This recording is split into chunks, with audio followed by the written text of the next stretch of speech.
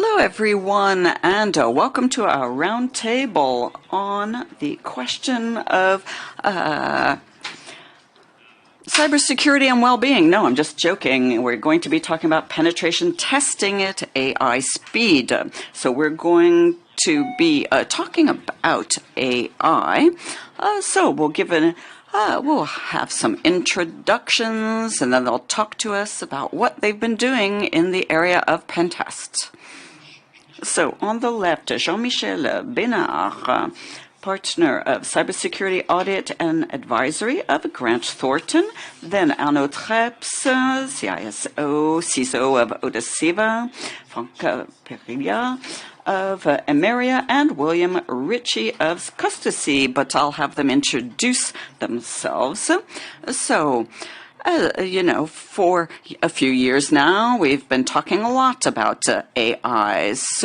And we're trying to figure out how to do more with less. Hackers have been using AI to do their job more efficiently. But for us on the defense side, the good guys side, we have a real challenge here because there are more and more attacks. There's a lot more data to manage as well, and we can't do it alone. So we're going to need help. So we have so where do things stand in terms of a penetration test, pen test? And what's coming for the future. And we'll take questions and answers from the audience at the end, and we've set aside time for that. And of course, you can go see our speakers at their booths at the show. So let's start with Jean-Michel. So I hope everyone can hear okay.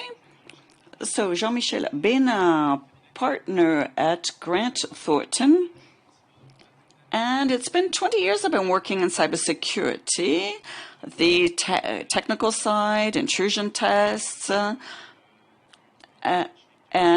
architecture, code analysis, things like that. Also GRC, incidents reporting, and risk analysis. Hello, everyone. Arnaud Treps, CISO of Odasiva. We're a software publisher. And before that, I worked for Echo Group, where about 20 years ago, we were already doing a pen test where there weren't talking yet about AI. So for us, what we do is we support our clients to analyze their risk linked to data flows. Hello, everyone. I'm Franck Perilla. I'm of the Emeria Group in charge of information security. So we do a lot of real estate management. We're based in Switzerland, France, Belgium, the UK. Now, I'm not so much on the technical side for pen tests, but rather overall security officers. So I need to know that all of our businesses are secured. Hello, everyone. I'm William Ritchie, and I am CTO of Custody. We use AI. So I've been doing AI for 20 years, not so much pen tests, but now, yes, very focused on pen tests. And so I'll be talking to you about some of the trends in the business. All right, let's start with an overview. Arnaud, give us an overview. Where to pen tests, without talking about AI right now, what's the situation of pen tests currently? Well, let's distinguish things. So there's scans and then there's pen tests. So there's automation, to me, that's what I call scanning. Okay, that's absolutely necessary. The scan gives you a complete overview when you've got a lot of apps, and there's going to be a lot of apps running in a big company. So the scans will help you identify problems, whereas the pen test, according to me anyway, is more manual in a sense. Because, they will use, the pen test will use scans, of course, but it's a more comprehensive view. For me, pen test is more of a human approach. Well, what's going on in a pen test? There's the standard network and system pen tests, where the scanners are pretty efficient, in fact, looking for vulnerabilities of the ports, and so to detect any exploits. But so when you've got web and mobile apps, for example, so we still need the pen testers. I'm sure there are some pen testers in the room here, so I still think we need human intelligence to do that properly. Well, it's very interesting what you're saying there. For us we do, we have people do, the pen testing for us, but I would say, there's testing internally our systems, but then also what can be visible from the outside, so the application layers. So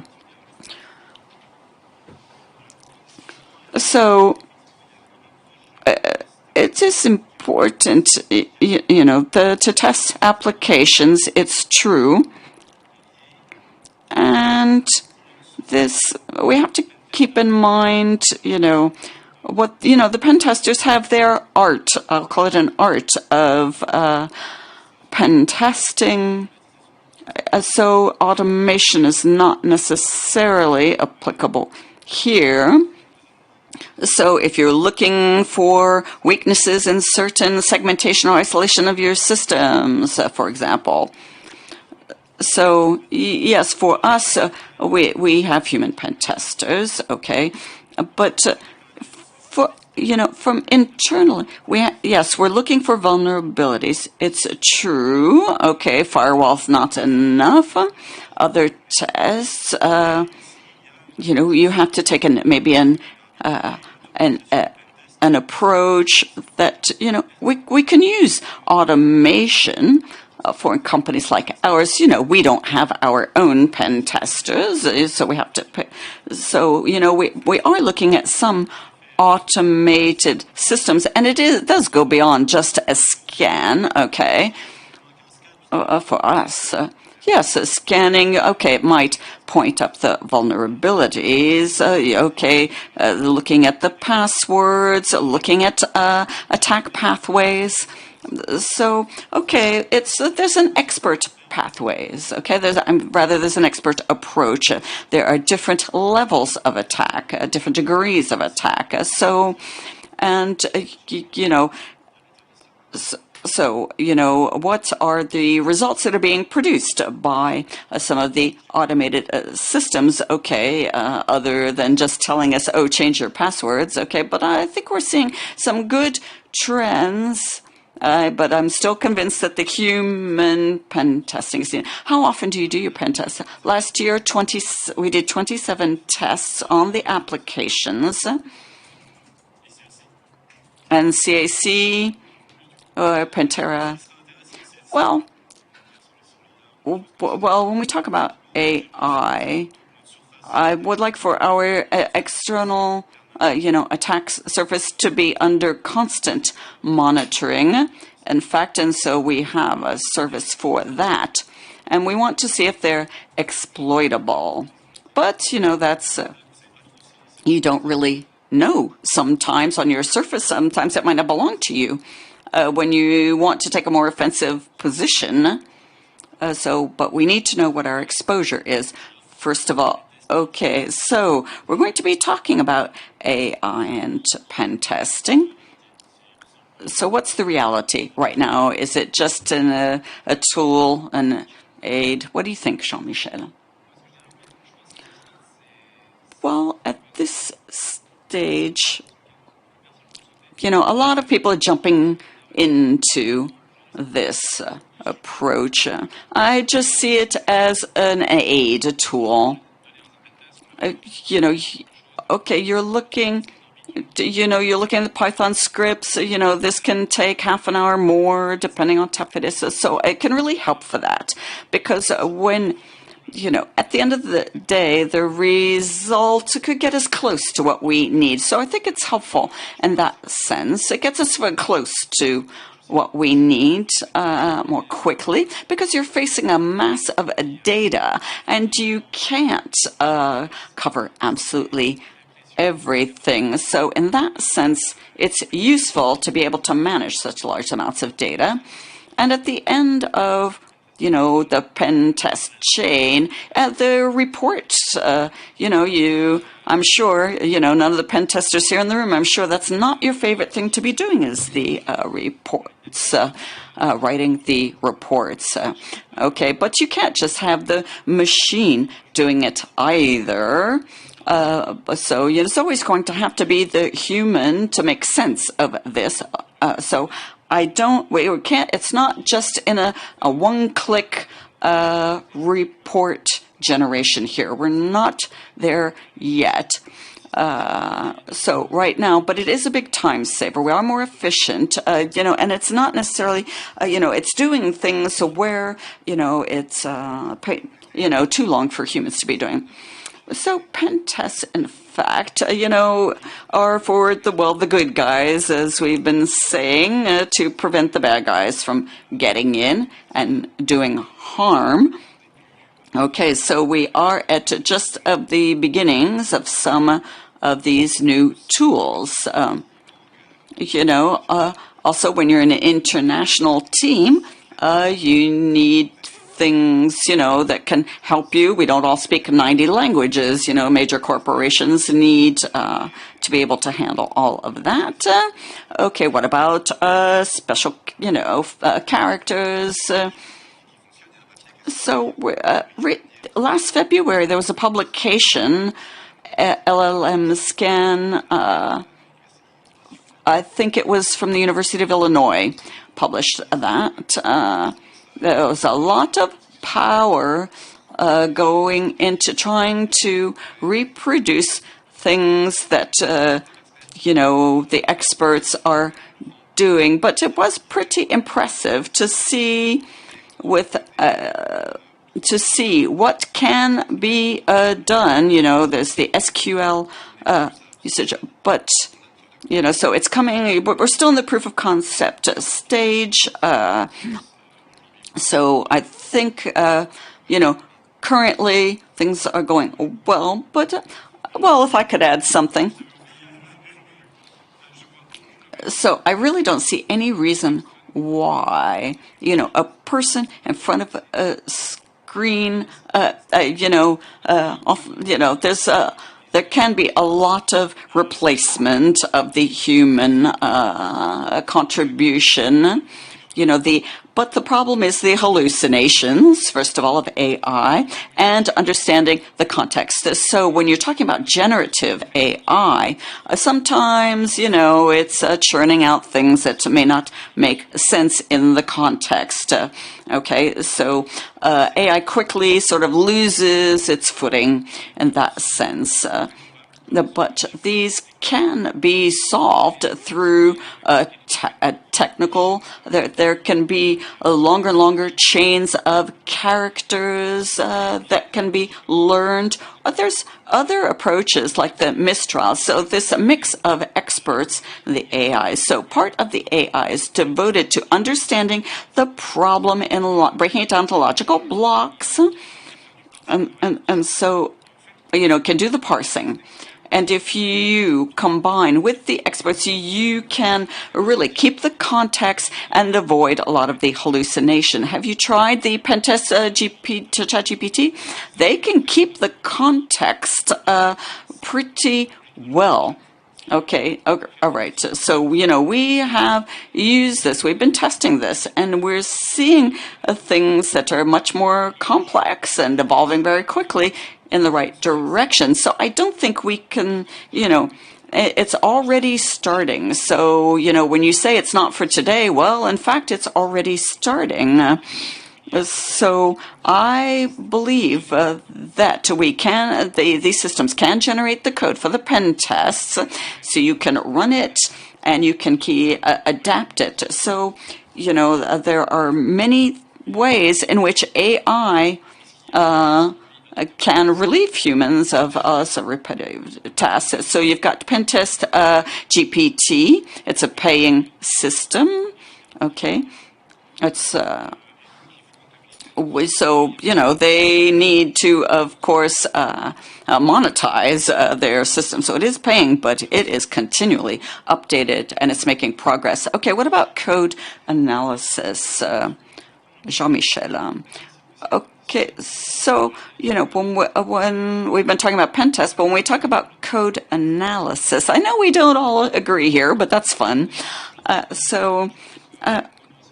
For my feeling there is that there's, a lot going on right now when you're trying to deal with masses, amounts of codes, of the algorithms. We are seeing some good results. And what's been emerging, okay, there's a lot of our plugins.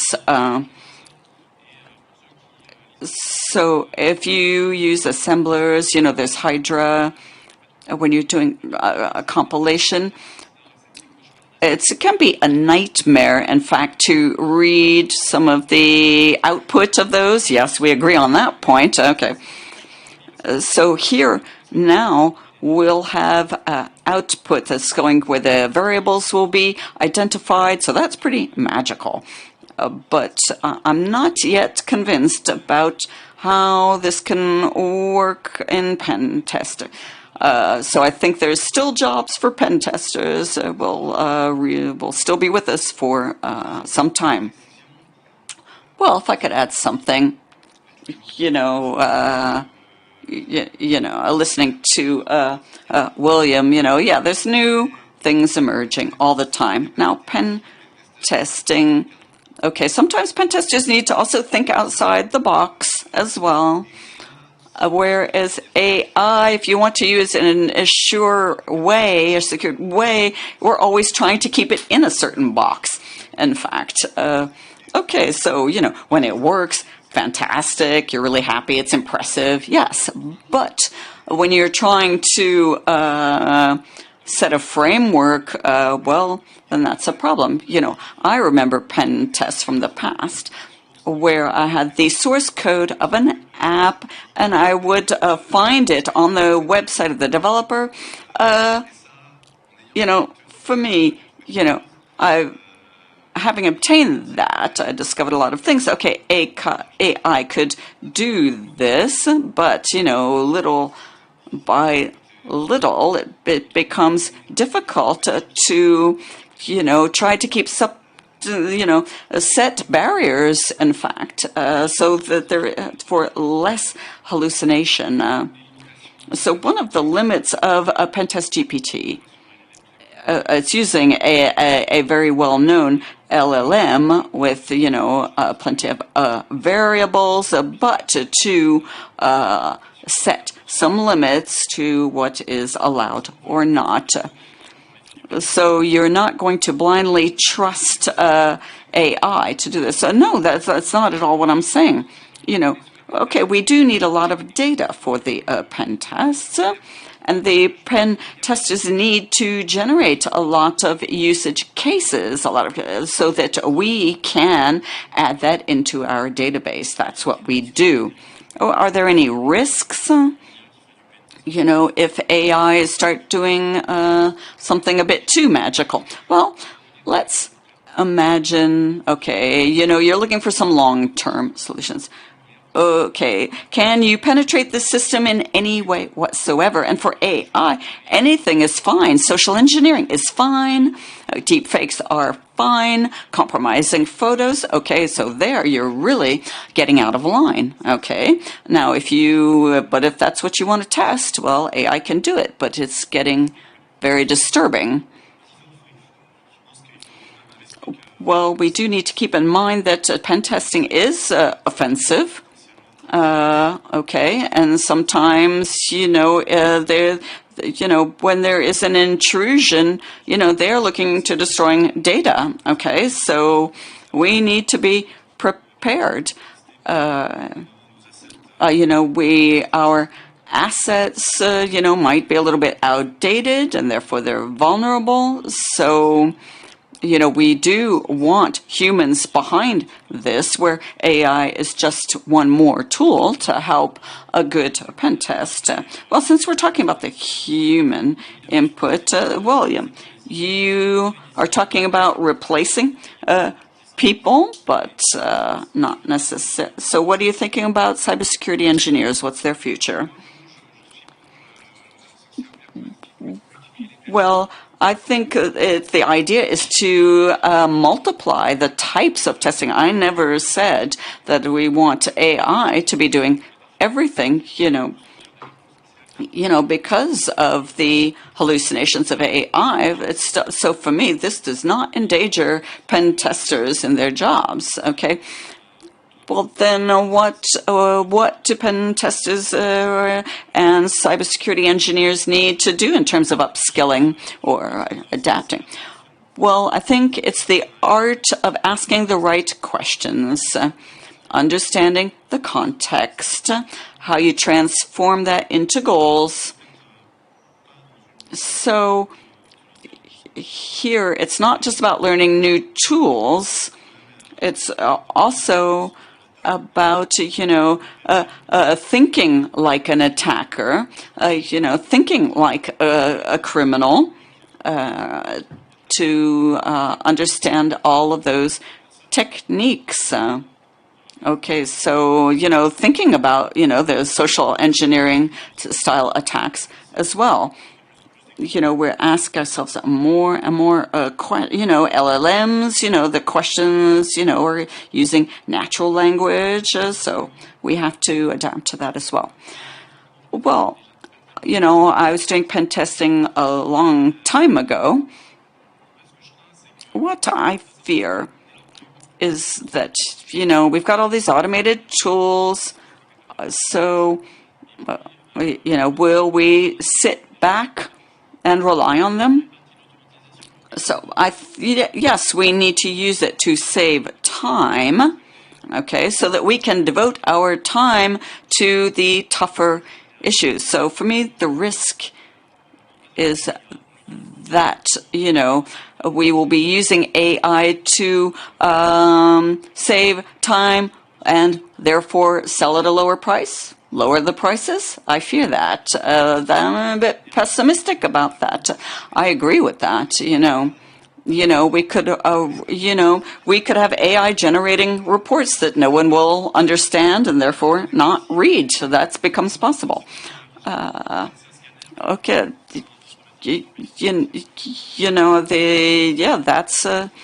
That's the risk. Okay. People want to pay less, and that's what they're going to get. Okay, so if they think that the scanner is going to do everything, well, no. Another topic. For those who are coding. If you look at Salesforce, for example, if you ask ChatGPT to ask you to write code in certain languages, it can go very well.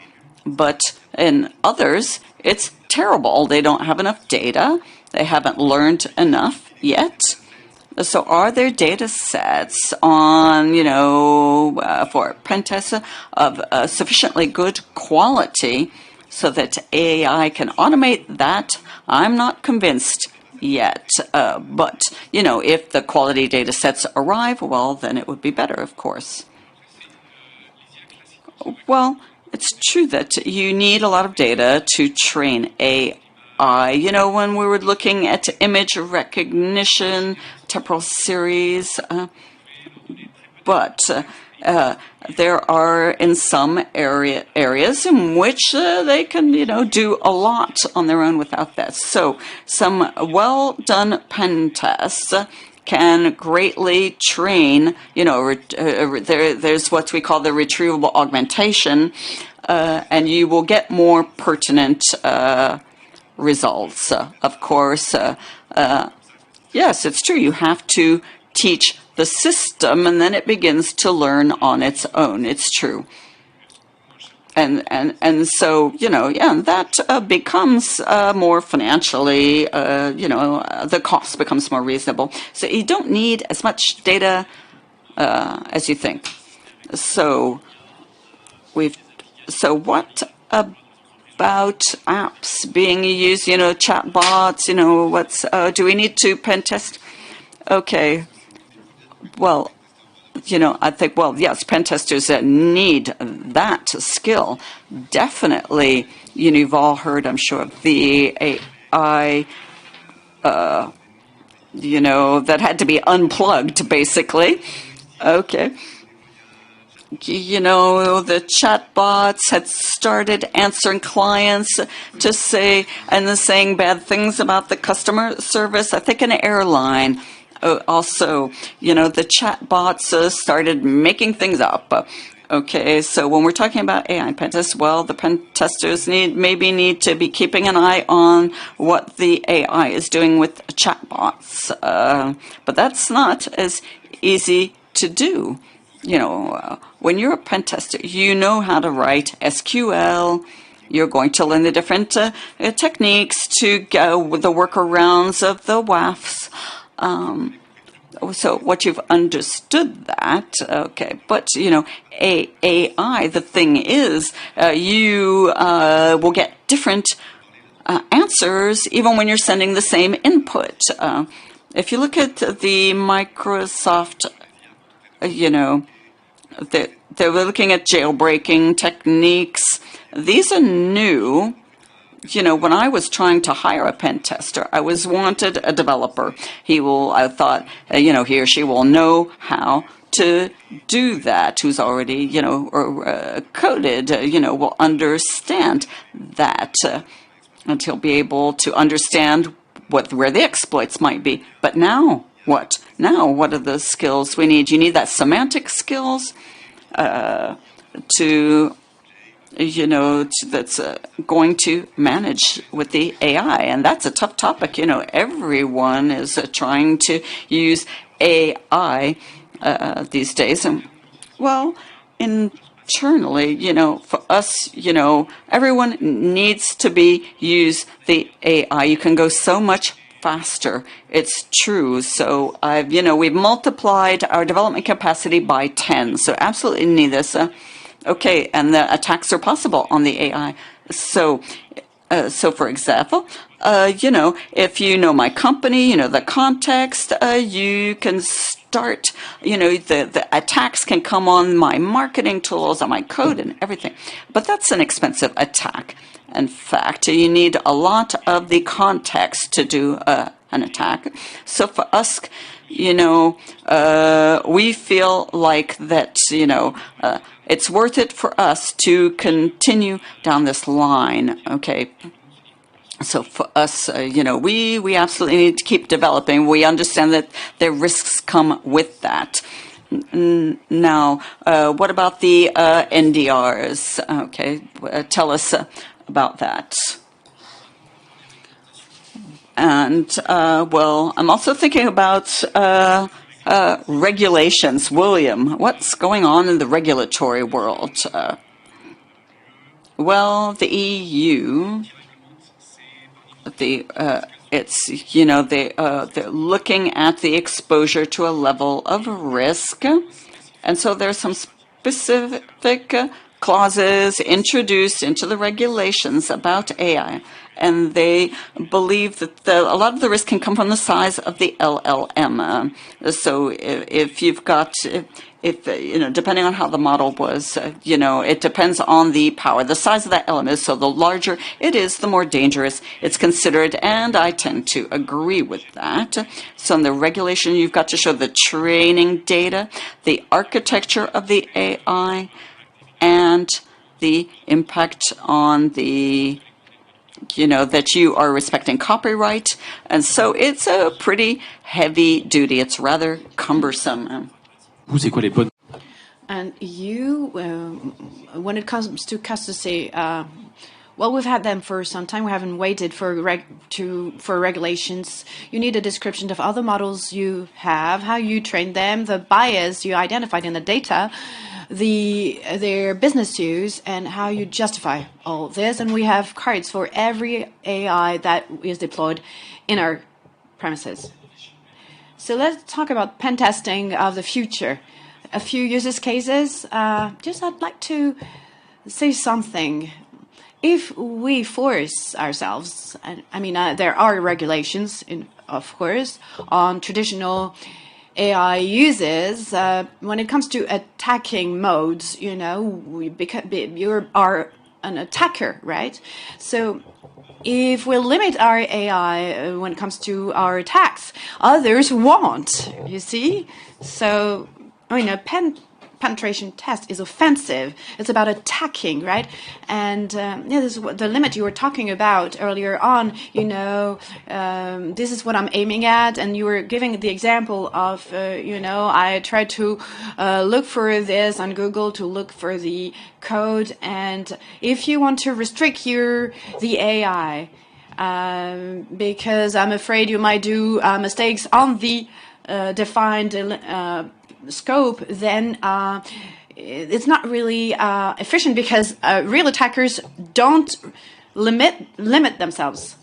Well, if the questions are sometimes different and provide different answers, I think that we need to make sure that in the end, AI will generate all the common lines that had been executed, so we can audit them too. It's important to be able to reproduce the whole offensive chain that was automatically generated by the tool.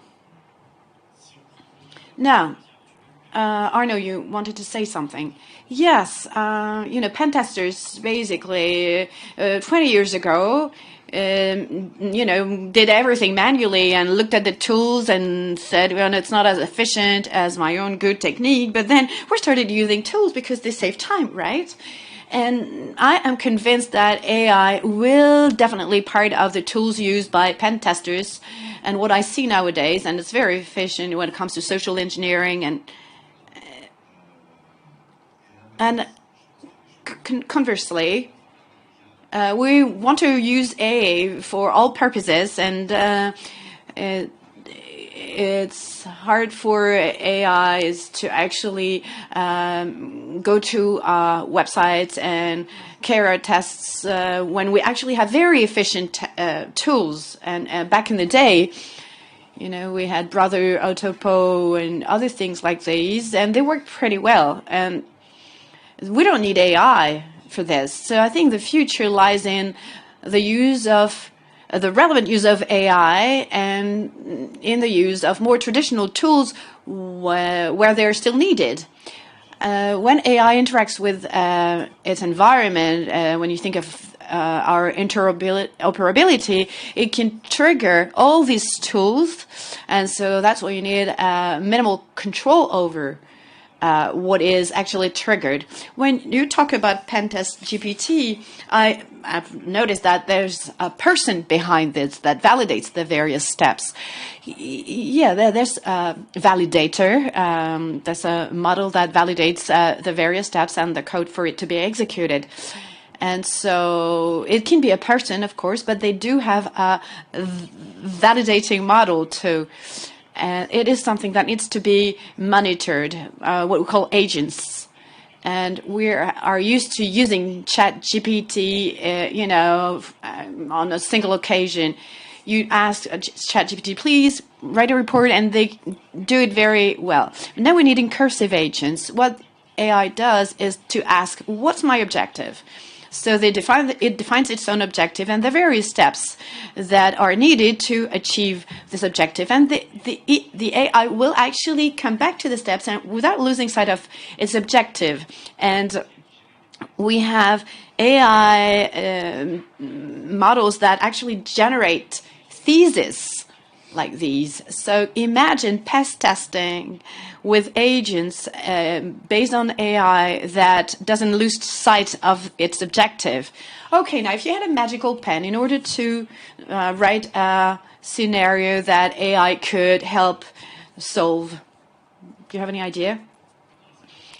Well, I think it can be used when it comes to logic in the application penetration test. When the application can be very repetitive, used repetitively, and when we always need humans, when it comes to logic, I'm logged on into this application and I see Mr.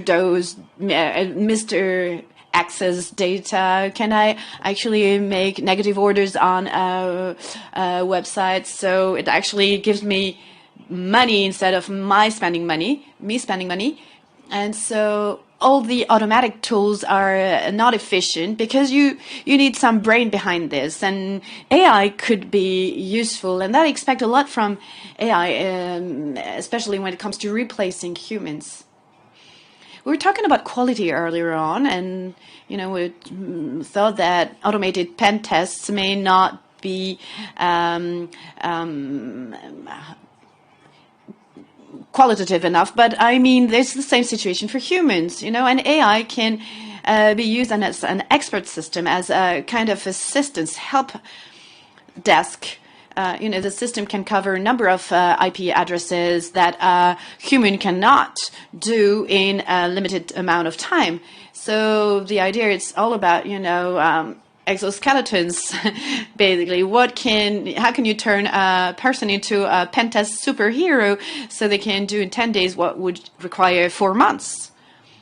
I do not see this as taking part in pen testing, because a pen test is basically a soldier. But I think AI can be very useful in the longer term, in red teaming. If AI can learn about the context of the company and generate avatars and a number of things, and then go for intrusion, fraud attempts, then it may help us reinforce our company's resilience, the resilience of our information systems and that of our teammates. I agree. AI then need to be able to take a step back and to say, well, this is your objective. You need to attack this, and therefore do not restrict themselves to what a pen tester would do. So AI can ask you, have you tried these things? And it can give you more creativity. It will not restrict itself to its tools. It will take context on the people that are under attack or trying that are targeted, and I think setting more general objectives for AI is what I expect from the future. We're a bit early, so you can, if the audience has any questions, feel free to ask them. Don't be shy. It's always a bit complicated. Okay, let me give you the microphone. I have 2 questions, but you partly answered them. The amount of pen tests that are required for AI to be relevant and trained, and behind this, and that's my second question, and maybe you answer both questions in one go. What about the loss of skills of human pen testers? Using tested methods that have been used over and over, and they might not be aware of new techniques, new tricks that can sometimes be found in the twisted brains of our pen testers if they no longer practice pen testing. And a further question is, controlling pen testing by generative AI. What about when it comes in the hands of malevolent attackers, and who basically do not have many moral limits? When it comes to your second questions, I think it's always already in the hands of attackers. They're always a bit ahead of us, and it is something we need to know, and we need to equip ourselves consequently. So it's really interesting because, ChatGPT or whatever is an advanced Google, in my opinion. They generate code, but they don't know what this code is used for. So just using AI for the sake of using AI is useless, basically. But if you work with people who use AI in order to improve their skills, to be more efficient, I think it is the kind of mindset that the community needs to have in the scientific world in order to go further and further. It's basically it's like needing a calculator to multiply. Basically, pen testers are not just people who do the same things over again. They're hackers, and they actually look for vulnerabilities. Let me give a data scientist answer. I used to say that in order to work in data science, you need some intuition. And when I launched the API and asked it to look for mistakes, and they were able to make iterations on things that were published in Russia in the 1960s and provided me with a solution I had never thought of.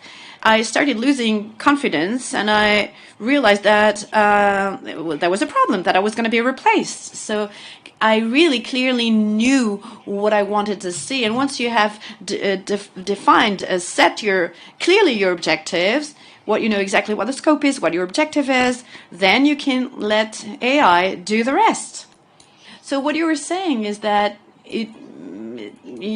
if you no longer innovate, you no longer find anything. Well, over the last years, there's been some automation, but it did not prevent anyone from doing some research or studies. And so, but if you look at what has been published about innovation, people maybe are doing it for the sake of doing it to boast or whatever, to say, oh, look, I've found something new in vulnerability testing. So I don't think the pen testers are over. WAF has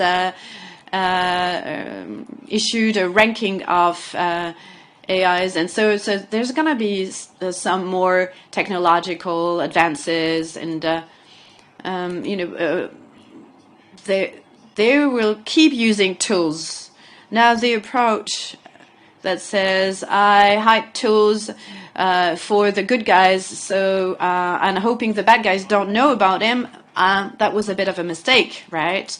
And so I think it's better if everybody knows about it. And the strength of a pen test is the realization that problems need to be solved. So there's a direct business impact. So human beings, with their understanding of business, they still have maybe cutting edge, but they might be able to, pay attention to negative amounts, or they might find words to convince CEOs. And the fact that tools are massively used by attackers is also a great way to say that it's not just for others, and the point of it all is to correct flaws. So I think thank you very much. Hi, everyone. I have an observation. My question is, let me start with a question, because it's a very short question. Could we imagine that both AI and humans work hand in hand? Because I think humans created AI. It's not something from a fantasy world. So it's not like a weapon that you're pointing at someone, that that is pointing at you. So my question is, what about, working hand in hand with AI? And my observation is as follows. a consultant, right? When a client asks for pen tests, there's context needed, and it's all about social engineering. Let's imagine that you need to know more about the client, what they do on the market, their footprint on the market, their global general vulnerabilities, and the kind of business they do, and what is the asset that will be tested in order to define my strategy. If the client doesn't ask for a particular strategy, together with information. So AI can actually work within a scope, and I think it shouldn't be restricted to a particular scope. I think it should be left alone so it can look for all the different vulnerabilities. And as part of the test, given the asset that is being pen tested, because it can be submitted to regulations, it could be an essential asset, a vital asset for the company or for a state to prevent systemic risk, there will be a frame. So in this case, I'm going back to my question, and what about working hand in hand with AI? I was talking about the, exoskeleton. It's like a soldier that is enhanced. So, whites work within a legal frame, and why? Oh, okay. So the good guys actually work within comply with a legal framework, while bad guys don't really do that, and they can actually do things that good guys can't really. So I don't think I'm answering your question, but anyways, would you like to add to this? Yeah, I think we can think about chess. 20 years ago, human beings still beat the computer, and now systematically computers beat machines, beat humans. So the only way to beat the machine is to have a machine together with a master, because in doing so, when playing chess, they work hand in hand, and so the machine can suggest a move that will be something the human may not have thought about, and so on. Are there any other questions?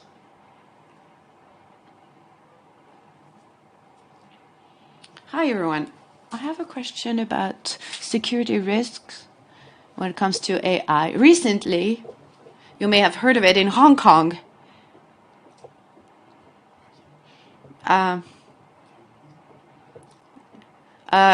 Company was hacked by using AI. So black hats used AI, vocal AI, and by means of a video conference, they were able to steal $25 million from a company, getting in touch with human resources or whatever. And so my question is, how can we fight against this? Because if we can't even trust a voice, we can't even trust image when it comes to making decisions, how can we prevent such things? So I'm very pessimistic. Attackers have the advantage over defenders, really. I mean, usually there's a 6 months gap between attacks and attack solving. So we have very small systems that are extremely efficient, and if they need to be trained. But if you make augmented requests, and with your knowledge, you may be able to inject expertise others don't have. How can we protect ourselves from this? I don't know, because of the various AI approaches. I don't know if you use them, but they think outside of the box, and they think of things I would have never imagined, I could have never come up with. Well, it's kind of high-frequency red teaming to train IT so they can be patched wherever they need to be patched, and also collaborators, teammates, in order to favor certain physical contacts. I mean, it's basically about phishing, right? It's at all levels.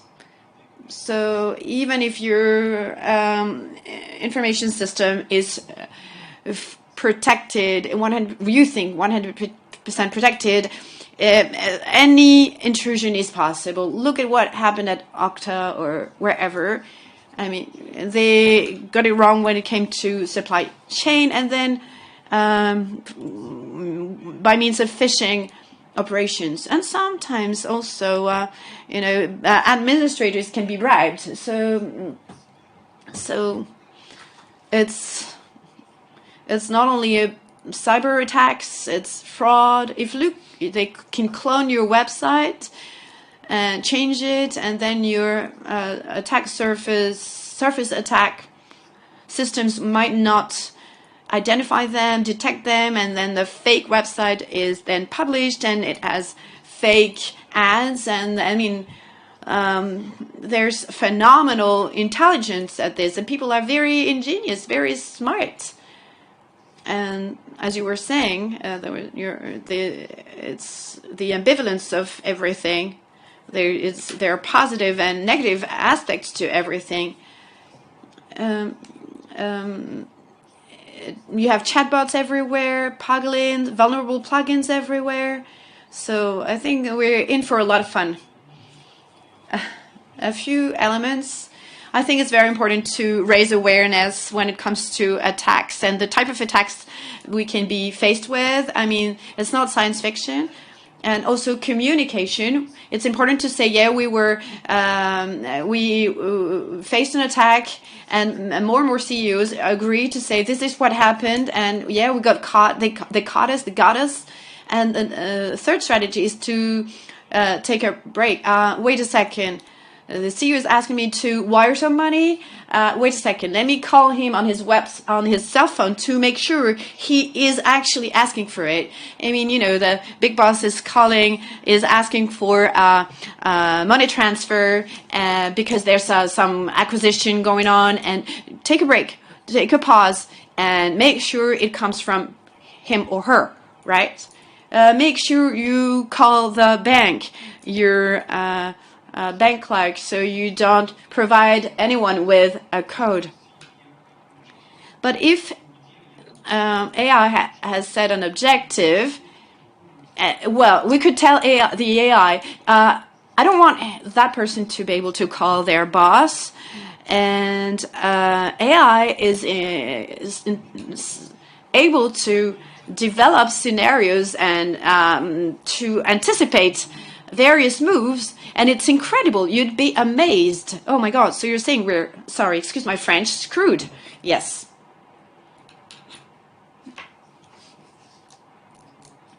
I have a very quick question. Thank you very much for this presentation. I just have a question that summarizes what was said.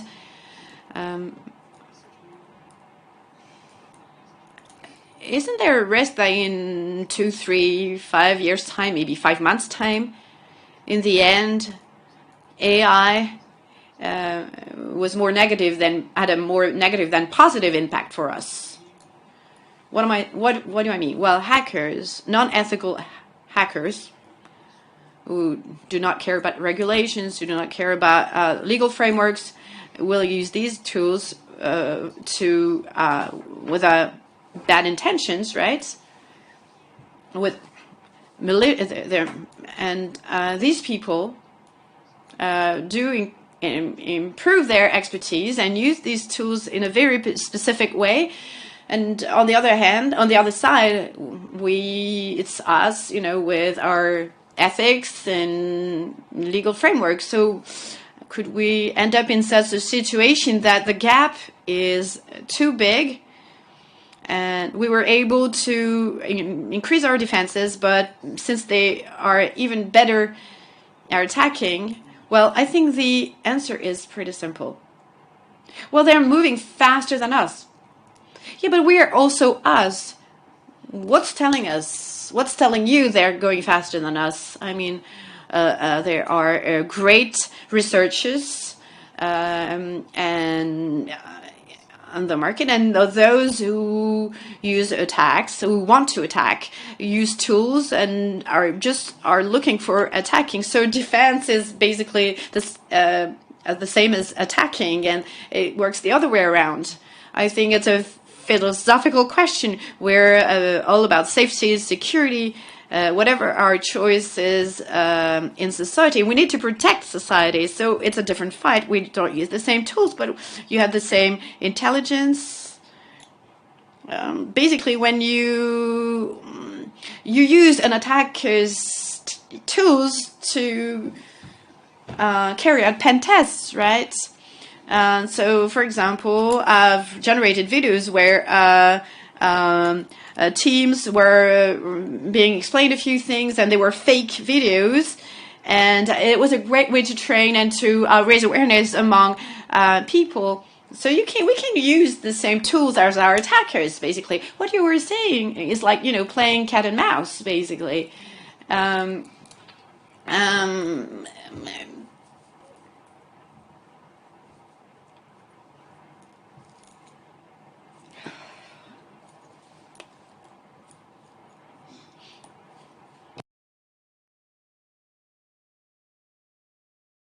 Could you please use the mic?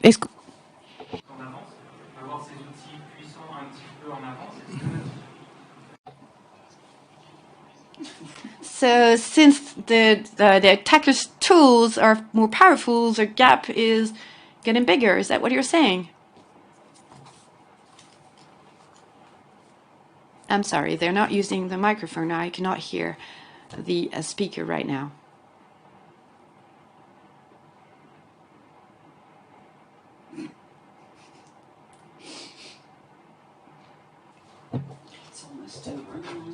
So in defense, we use AI a lot.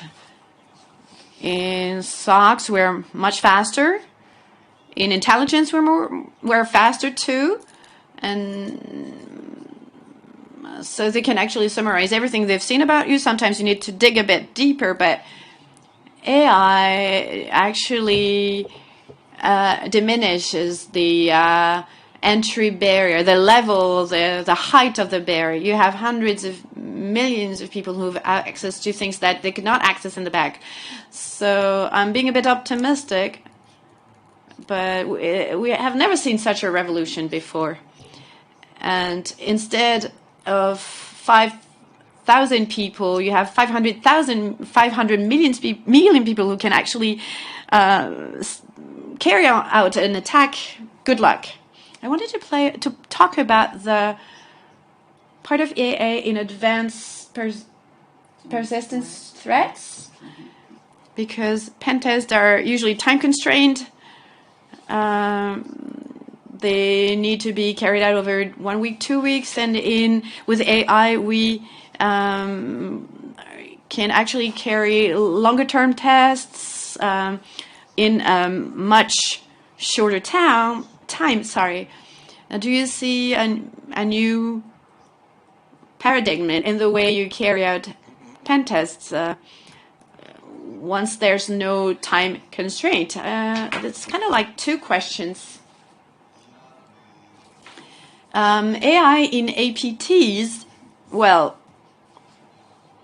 I saw a worm that's called Black Mamba, I think, unless I'm mistaken, and it had no malicious load, but it self-transformed with OpenAI, and so obviously it left it was there under the radar, and so APT groups are basically about massifying attack groups. I want to remain positive as defenders. Sorry, we also have the same tools, so. What you develop in your company are using AI in order to counter these attacks. So as part of this, the APT can look and detect weak signals. So internally, we also have AI that permanently try to attack our solution. So they know what normal data looks like, what attack data looks like. And this is run on a permanent basis, and they find flaws on a regular basis. So it means we can modify the protocol used, the flow, and it ends at some point. The AI is no longer able to detect them. It costs us a lot of money. Okay, one last question. It's okay, two last questions. I have a question. I think in the future, there's going to be malware that's going to be coupled to APIs using AI. So Worm GPT, for example, it's disappeared now, but it was one of the first that we saw on a hack forum. So what I'm wondering, rather than trying to put together red teams to defend the companies, why aren't we creating an AI that would function like a malware, but that would be intrinsic to the company directory? That's good. So just continuously, all traffic, all actions, changes to the registry, everything's considered normal. And from there, it can analyze everything and spot something abnormal. So, just like a snapshot of how the company works. And as soon as anything is outside the context, it would give us an idea of an intrusion, between the normal and the abnormal. Well, it does exist. So, well, that's what we do. In fact, at Custody, that's precisely what we're doing, is looking at traffic, or just saying, okay, why is that asset communicating at that time of day or with that other asset, something like that. Is there something going on in accounting on a Sunday night? Okay, yeah, but where do you define what's normal? Because you're going to start having too many false alerts. But that's definitely the approach we need to take. You're right. There's also when you're doing, the baselines of a behavior, it also means that this has to be recognized, but it means a very comprehensive view of your IS.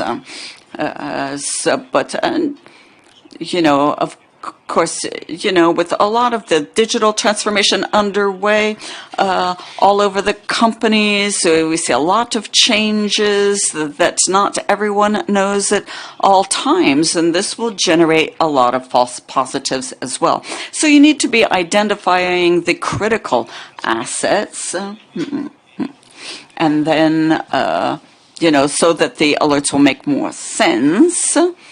But this, because otherwise you're you're presuming that you know everything about your IS, but you don't.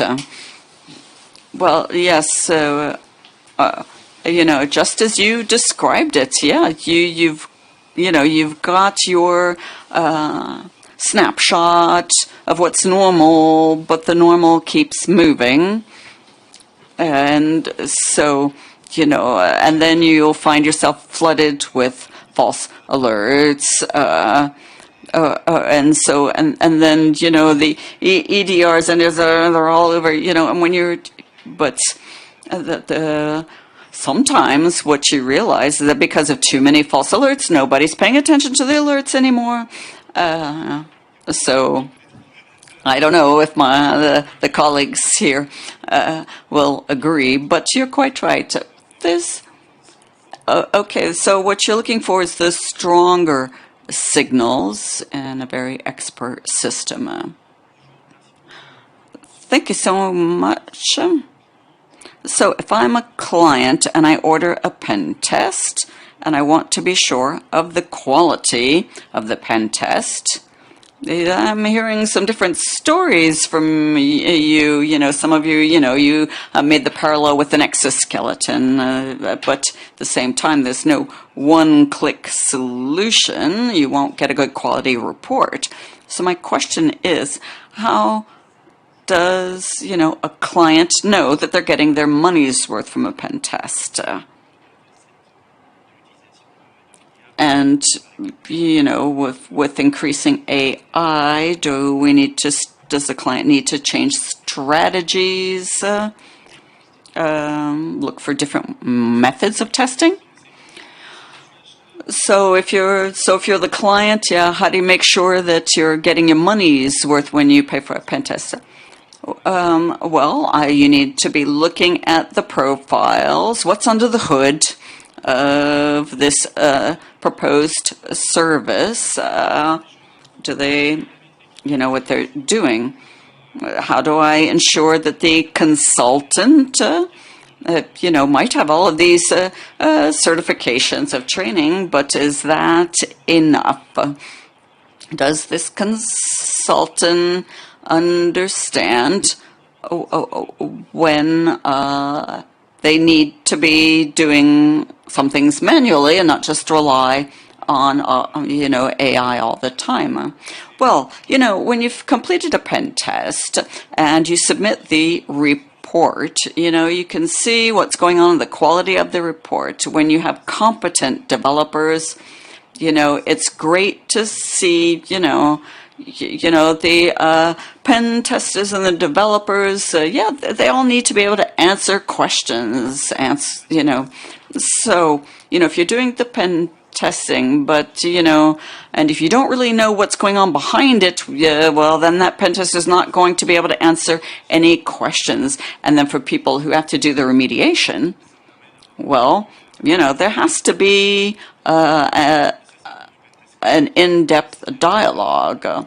Okay, so if the more you're using AI for testing, infrastructure, and APIs, you need very specific types of pen testing.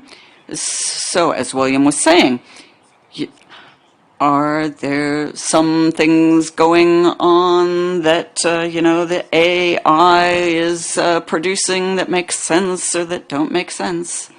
Okay, we're going to have to stop this session, but of course, so William, do you have a stand? Yeah, where's the stand? C7 at the Occitania stand, Frank, at the SOC stand with Arnaud in the alleys of the Forum. Okay, you've got the LinkedIn and Jean-Michel. LinkedIn, go to LinkedIn, find me on LinkedIn.